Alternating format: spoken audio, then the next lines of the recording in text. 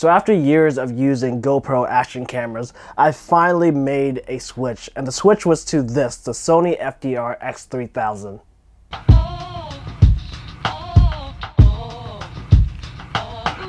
In terms of video quality, the FDR-X3000 can record 4K video at 30p or 24p with bit rates of 160 megabytes per second. It can also record Full HD 1080p and 720p. If you're interested in high frame rate recordings, this camera can record at 120 FPS in 1080p and 240 FPS in 720p. The Sony action camera body alone is splash and freeze proof, but with the included waterproof housing, it is watertight down to 197 feet. This camera does have an LCD screen, but it is really only used for viewing and changing camera settings. You won't be able to see what you're recording, however, you can download the Sony Play Memories app and remotely monitor and operate the camera.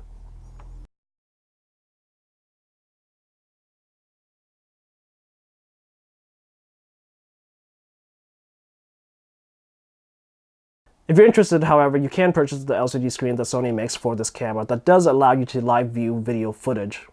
On the front of the camera is a stereo microphone. This is a nice addition since there are still cameras that only use mono microphones. By far the most appealing feature about the FDR-X3000 is the built-in balanced optical SteadyShot, or BOS as Sony calls it. This means that the lens itself moves to compensate for excess vibration in a shot rather than digitally doing it and forcing a crop on the image. This reduces motion artifacts and enables you to have smoother and sharper videos. I have to be honest with you, I was kind of questioning whether or not the BOS, the balanced optical SteadyShot in the Sony FDR-X3000 was actually worth it to move away from the GoPro, since I've bought so many GoPro bodies in the past and I have so many accessories for this camera. That being said, after doing my own testings, I would have to say that the balanced optical SteadyShot is absolutely worth it. Looking at footage side by side taken from each camera, you can see that there is a dramatic difference. Because the GoPro Hero 5 out of the box can only digitally balance its video footage, you essentially cannot use this feature in 4K video mode because it has to crop in and balance that video out. With the FDR-X3000, however, because it is optically balanced, that means that you can really use this feature in any video mode, in any video quality, no matter what. I personally think that the side-by-side footage speaks for itself.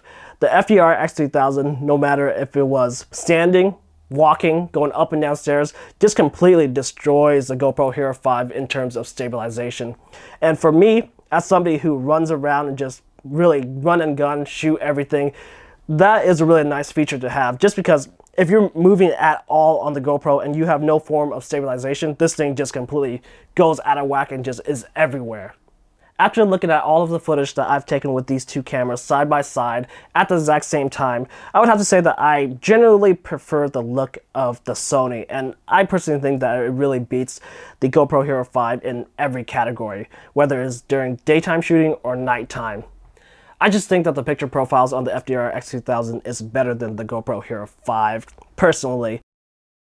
One thing that I would say that the GoPro Hero 5 has over the FDR-X3000 is the general usability and the user experience that you get with the GoPro. With the GoPro, you get voice activation and a nice touch screen that you can actually view your footage and what you're taking. With the FDR-X3000, it reminds me of using the GoPro Hero 4, Hero 3, Hero 2, and every other Hero that didn't have a attached LCD monitor. And using this, you're essentially just shooting in the dark. You're pointing and hoping that you're getting your composition correct.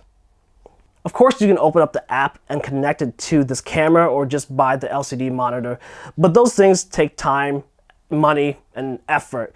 And sometimes I just don't have the patience for it. This app is kind of finicky at times and it doesn't want to connect, but it does work most of the time. I will give it that. But like I said, sometimes I just don't feel like opening up the app. Sometimes I just want to turn the camera on, look at a monitor and shoot and know what I'm actually getting, and you just don't get that with the FDR-X3000. That being said, I think that it is a worthwhile trade-off. Giving up that LCD monitor for the balanced optical SteadyShot is something that I'll probably take every day. Having the monitor is nice, but it is something that I really don't use that often.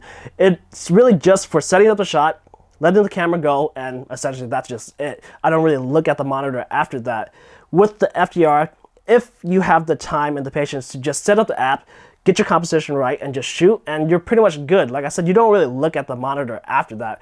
It may be on your chest, your shoulder, wherever it might be. You're not really looking at the monitor at every second unless you're vlogging and holding straight in front of you. Overall, I'm happy with my purchase of the FDR-X3000 and really don't look back on it at all. I think it handles every video shooting situation better than the GoPro, whether it be daylight, low light, walking, stabilization, everything. I think it does better than the GoPro, minus actually monitoring your footage. If you like this video, don't forget to give me a thumbs up, share it, comment down below with your thoughts on either camera. Follow me on all of my social media at the Upper Left USA. Don't forget to subscribe. I'll see you guys next time.